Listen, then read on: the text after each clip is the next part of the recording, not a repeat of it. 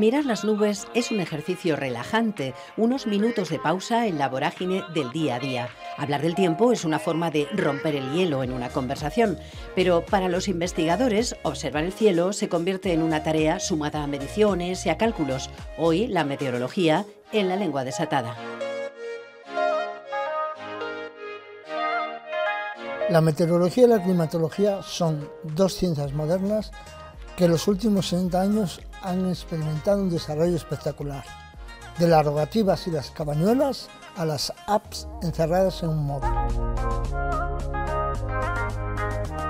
Le damos ya la bienvenida en nuestra lengua desatada, aquí en la Biblioteca de Torrente Ballester, a Miguel Ángel Luengo. ¿Qué tal? Bienvenido, Miguel Ángel. Buenos días. Muchas gracias por venir al programa. Miguel Ángel es profesor de climatología en la Facultad de Geografía e Historia. Bueno, una asignatura importante, claro, también en este apartado de la geografía, porque todos pensamos inmediatamente, sobre todo nosotros en este ámbito en el que nos movemos, en los meteorólogos que nos dan la información del tiempo, por ejemplo, que transmiten esa información. Pero, claro, una persona que estudia geografía tiene que saber algo de climatología también, ¿no? Claro, porque entra dentro de la rama de conocimiento de la geografía física, que esa sería una subrama, las otras sería el relieve y después ya viene la biogeografía, los temas de las plantas y del medio natural. O sea, dentro de la Facultad de Geografía e Historia, el área de geografía física en la que está la climatología sería la más científica de la parte de la... Pues esos estudiantes están aprendiendo sobre climatología y nosotros hoy pues hemos querido acercarnos a este mundo de los fenómenos meteorológicos porque cada vez hay más información al respecto y no sé si también más desinformación. Ahora vamos a comentarlo. Antes de nada, me gusta resaltar que el profesor Miguel Ángel Luengo, en la descripción de su asignatura, dice lo siguiente: además de los conocimientos generales sobre el uso de los ordenadores e Internet, es muy útil controlar algo de estadística básica y, cómo no, saber tomar apuntes bien, manejar las escalas temporoespaciales y, atención a lo que viene aquí, leer y escribir correctamente, primero en español, luego en el idioma moderno correspondiente, y no hace falta el idioma o dialecto regional. Bueno, a mí me ha gustado mucho esto, Miguel Ángel, que hagas hincapié, a pesar de ser del área de ciencias de este territorio, que hagas hincapié en que hay que utilizar bien la lengua también, claro, aunque uno quiera ser climatólogo o geógrafo o lo que sea, ¿no? Claro, evidentemente. En este tipo de materias en las que tú tienes que explicar, no tienes que actuar, en medicina, uno en medicina lo que quiere es que el médico sea buen profesional, que te opere bien, no que hable bien inglés.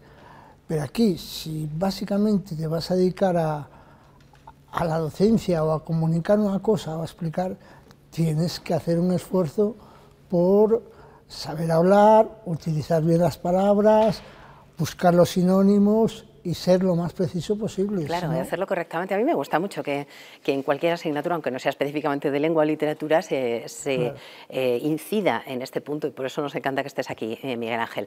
Bueno, lo primero que tenemos que aclarar, yo he dicho antes meteorología, hablamos de climatología, esto es un error muy común, nos lo encontramos constantemente, ¿no? Cuando se dice, tenemos una climatología adversa, hombre, pues climatología adversa, no. Una cosa es la climatología y otra es la meteorología. ¿Vamos a explicar esto? Efectivamente. Bueno, las dos son ciencias hermanas, para empezar, y una se apoya en la otra.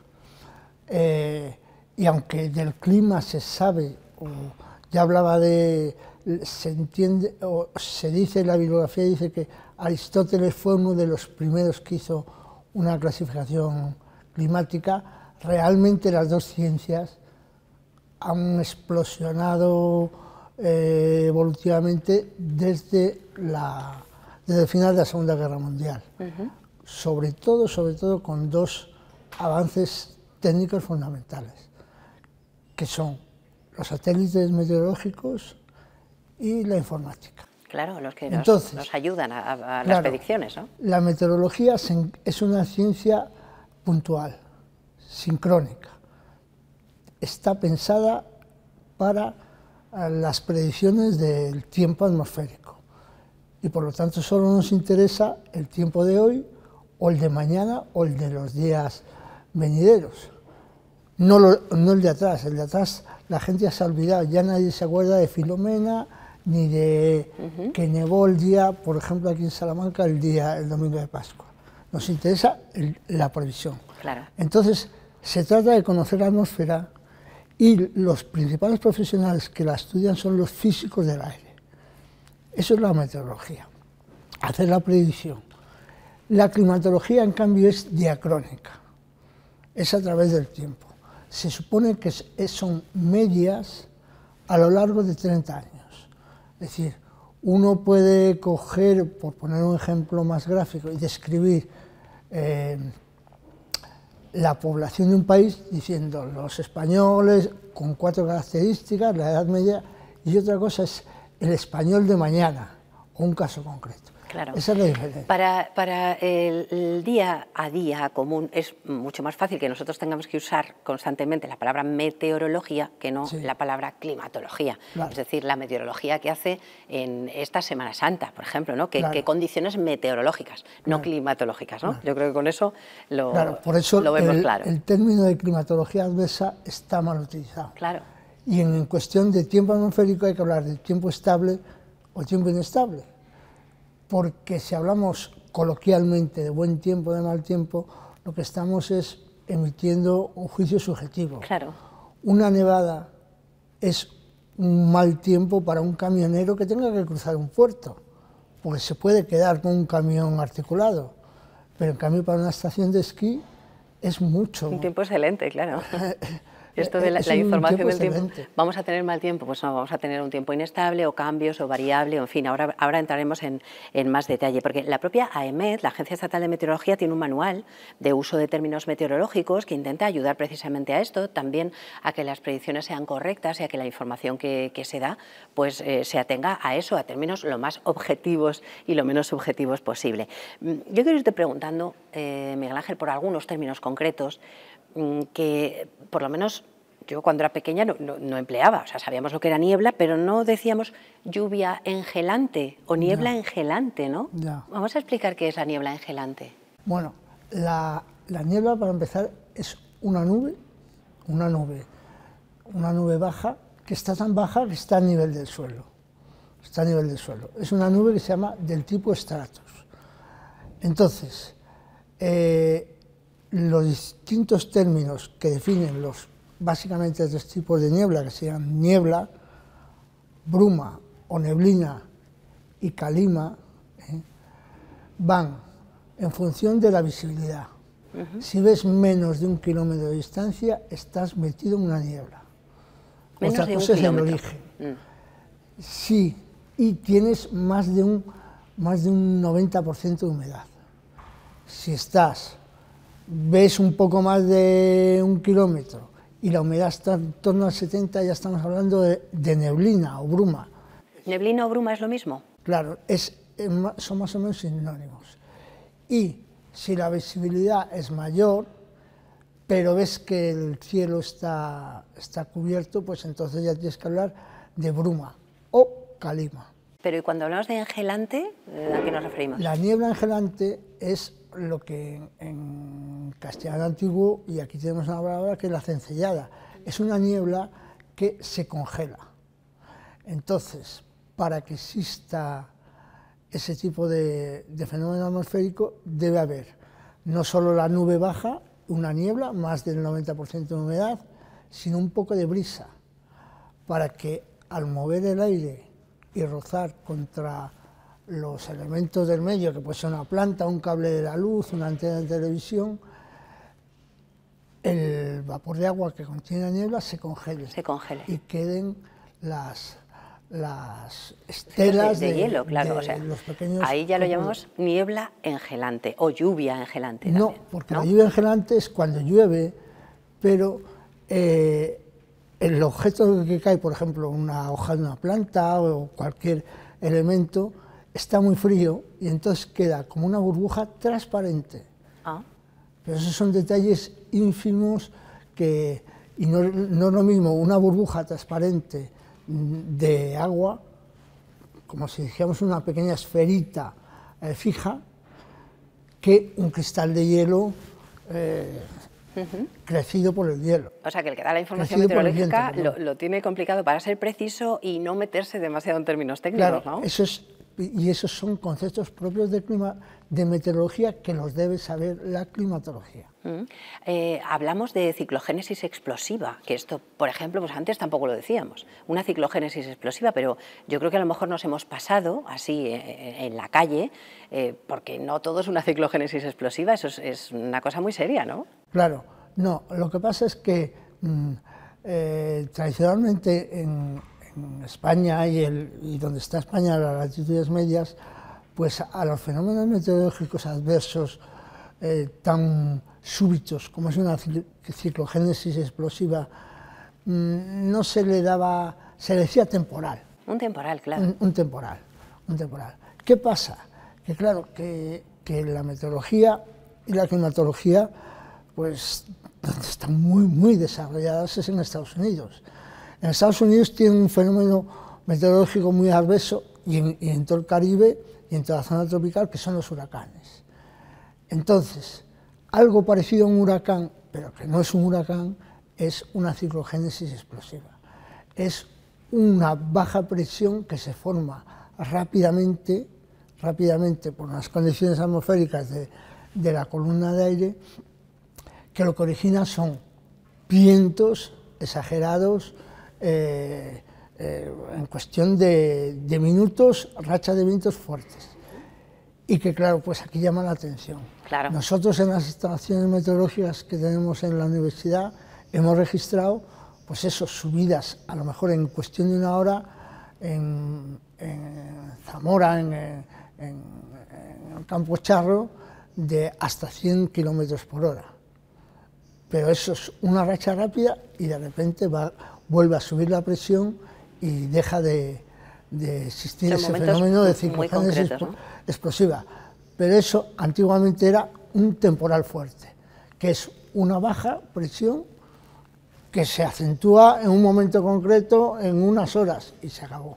Y eso no tiene nada que ver con un huracán. Miguel Ángel, me gustaría pasar a un apartado que tiene su parte muy poética, ¿no? Porque cuando hablamos de las nubes hay muchos poetas, escritores, músicos que han utilizado ese elemento de la nube, ¿no? Como metafórico, como las nubes que pasan, la vida que pasa. Bueno, las nubes. También hay un lío tremendo con los nombres de nubes. Digo así, en la calle, cuando hablamos de ellas, en general decíamos, el cielo está enladrillado o está emborregado, ¿no? Todo eso tiene un nombre técnico. ¿Cómo dirías ese tipo de nubes? Esos son nombres técnicos que están recogidos en el Atlas Internacional de Nubes. En general, las nubes son muy simples de clasificar. Claro, desde el punto de vista meteorológico, porque desde el punto de vista del observador, tú casi siempre estás debajo de la nube. Y al estar debajo de la nube, tú no la puedes clasificar, pues, por ejemplo, por el color, porque depende de la iluminación del sol de la nube. Pero en principio las nubes son de 4 grupos. Son las altas, las que tú cuando miras al cielo no se mueven. Los cirros, los cielos enladrillados, esos que ves como ovejitas, esos no se mueven, las ves blancas. Esas están en la parte más alta de la capa más baja de la atmósfera, que es la troposfera. ¿Se les llama cirros? Y eso se llama cirros, cirrocúmulos, y son básicamente cristales de hielo. Están congeladas, por eso no se mueven. Y están, en el caso de nuestras latitudes, pues están a 12.000, a 10.000 metros, a 10 kilómetros. Después están las nubes medias, que son los estratos. Los cirroestratos están entre 5 y 8 o 10 kilómetros. Esas pueden o no tener, ya ahí sube la temperatura. Si pueden tener cristales de hielo y pueden tener agua en suspensión. Y después están las bajas, que son los estratos. Son las que están rozando pues, a 1 kilómetro de eso. Si el estrato está muy bajo, es una niebla. Y si el estrato está normal, pero llueve, se llama nimboestrato. Y después, nimboestrato. Y después están las que ocupan toda la corona, que son los grandes cúmulos, las de tormenta, que van desde los 1000 metros, en el caso de nuestras latitudes, hasta los 12-15 kilómetros. Decía yo esto, que aparecen las nubes en la literatura y en la poesía. Sé que hay una canción que a ti te gusta mucho, que es de Silvio Rodríguez, ¿no? Sí. Es Rabo de nube. Rabo de nube, claro, es que Rabo de nube hace justamente hace referencia a la vorticidad, al giro en espiral que hace un tornado o una cola de un huracán. Y entonces en esa canción, de forma poética, pues Silvio Rodríguez lo que dice es que ojalá apareciera un rabo de nube, es decir, un huracán que se llevara todo lo malo y dejara y que escampara después de. Qué bonita esa canción, sí. Invitamos a los espectadores a que la revisen. Si me dijeran pide un deseo, elegiría un rabo de nube. Elegiría un rabo de nube. Pues hablemos de vientos, porque también hay muchos nombres para los vientos y en el lenguaje coloquial pues dice que alguien le ha dado un aire, es que pues bueno, le ha cambiado un poco el humor, ¿no? Ha cambiado de forma de ver algo, le ha dado un aire. Los vientos tienen nombres muy bonitos, por ejemplo el viento mistral, ¿no? Sí. Dinos nombres de vientos, Miguel Ángel. Los nombres de vientos, básicamente o fundamentalmente, claro, todo depende de donde soplen. Entonces suelen tener un nombre local. En el caso de Mistral es un viento que sopla en el Valle del Ródano, en Francia. Pero nosotros aquí tenemos muchas denominaciones de vientos en castellano, en español. Donde más sopla, o donde los vientos más famosos y con palabras de español o que puede conocer la mayoría de la gente, son, por ejemplo, un viento del norte, el de la Tramontana en Cataluña, que es un viento frío. Después, lo que tú decías de cuando me da un aire. Un aire cierzo, a lo mejor, ¿no? Un aire cierzo también es del norte, es frío. Aquí se utiliza en el norte de Castilla y León. Pero el nombre cierzo básicamente es del Valle del Ebro, cuando sopla desde la cabecera de Santander, de la Cordillera Cantábrica, hasta la desembocadura. También es un viento frío y seco. Y claro, en el estrecho, o poniente o levante, no hay más. Entonces lo que decía del sur, lo raro es que sople del sur, que haya viento del sur. Si sopla del sur, lo que hace es suben las temperaturas y por eso te dice que te ha dado un aire. Tanto el viento como la humedad, como la temperatura influyen en. Nosotros somos un termostato fijo, el cuerpo humano, entre 35 y 36 grados. Si la temperatura sube de ahí, malo. Y si baja, también. Pero somos sensibles a ese tipo de elementos meteorológicos. Entonces, cuando sopla del sur, hay zonas, lo normal es que sople del sur, en Andalucía, llaman solano. Pero si sopla del sur en Bilbao, en el Bocho, abajo, entonces afecta mucho pues no están acostumbrados, ellos están a más humedad. Mira, el otro día me decían, Miguel Ángel, una palabra que yo no había oído en mi vida y que parece ser que es muy común, por ejemplo, en italiano, que es que hay personas meteopáticas, es decir, que les cambia mucho el humor, el carácter, en relación con las condiciones meteorológicas, ¿no? Que claro es que un poco sí. esto que estamos hablando. Está relacionado con el índice de suicidios, con las agresiones, los calores extremos, ¿verdad? Brusco de temperatura, pues a lo mejor, yo qué sé, estadísticamente se correlaciona con un aumento de accidentes, de tráfico, de mal humor. Claro.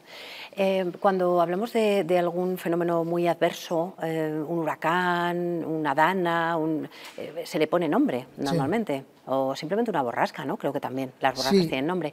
¿Cómo se ponen los nombres de estos fenómenos? Eso es por mimetismo a lo que hacen los norteamericanos con los huracanes en el Atlántico Norte, que desde los años 50 decidieron bautizarlos. Siempre que aparecía un huracán, siempre que se veía, porque el huracán es un fenómeno meteorológico muy adverso, pero es de fácil seguimiento. Desde que empieza, tiene una secuencia, empieza como una depresión tropical, después pasa a ser una tormenta tropical y cuando le aparece el ojo del huracán, ya es un huracán. Y entonces, a partir de ahí, los norteamericanos, la Oficina Meteorológica de Estados Unidos, decidió se deciden seguirlos y los bautizan. Y los empiezan a controlar en función de la velocidad de los cambios de presión. Todo eso empieza a llamarse huracán a partir de 120 kilómetros por hora. ¿Y por qué nombres de hombres o de mujer, por ejemplo? Y en principio se pusieron nombres de mujer, porque en el fondo un huracán es parecido, es femenino, es una baja presión, aunque la etimología de la palabra es otra. Nos lleve a lo masculino. Entonces le pusieron en principio un nombre de mujer, pero a mitad de los 60 se decidió meter también hombres de varones. Se hace una lista cada 6 años con orden alfabético para distinguir el primer huracán de la temporada, lleva la inicial A, por ejemplo Alicia o lo que sea. Además, con muchos nombres en castellano. Se hacen una lista de 6 años y solo si el huracán ha sido desastroso, pues por ejemplo el Katrina, claro, es decir, era el primero que nos venía a la cabeza. O lo que sea, un nombre concreto, ese lo retiran ya de la lista. Si no, esa lista, los nombres que han quedado, se recupera. Bueno, pues eso se ha copiado desde hace algunos años atrás para Europa. Y a las borrascas, que son un poco más agresivas o más inestables y causan más problemas de circulación, se les ha decidido bautizar también con el nombre pues, de eso, de Ernesto, Filomena, Joaquina o lo que sea. Filomena nos ha dejado buenos estragos recientemente. Antiguamente sí. no se le llamaba, en Europa, en la meteorología europea, no se le ponía nombre, pero ahora se hace así.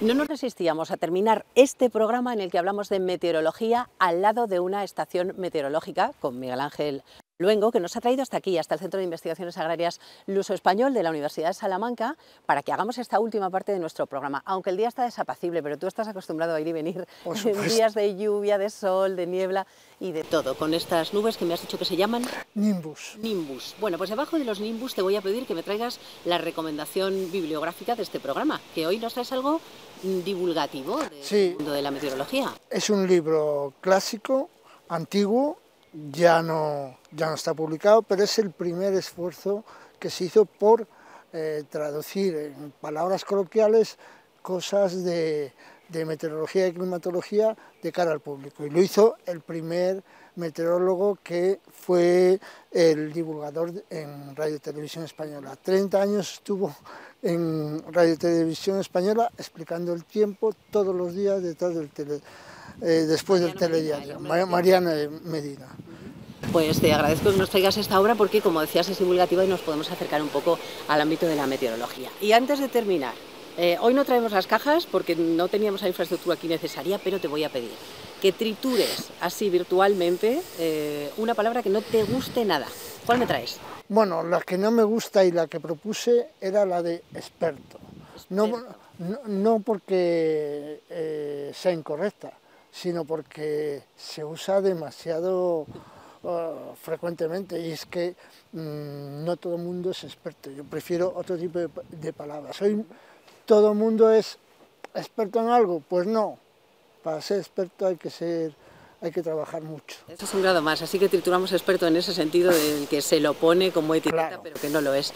Y por último, una palabra buena para despedirnos. Y las dos buenas estaban relacionadas con la meteorología y con Salamanca, que son ábrego, que es el nombre del viento del suroeste que trae justamente las lluvias a la provincia de Salamanca, y una que a mí me hacía mucha gracia, porque yo no soy de aquí, que es la de marea, que es con lo que se identifica aquí en el campo charro el rocío. Aquí se llama marea. Esas dos son las que está muy bien que rescates estas dos palabras, ábrego para ese viento y la marea, en esa acepción que tiene en nuestra zona. Muchísimas gracias, Miguel Ángel, por haber venido, por haber traído también el programa aquí un poquito al CIALE, donde investigáis las personas de la Universidad de Salamanca que os dedicáis a estas áreas. Y bueno, pues ha sido un placer hablar de meteorología contigo en este día tan fresco. Muchas gracias. Muchas gracias. Nosotros nos vamos la próxima semana, más lengua desatada. Adiós.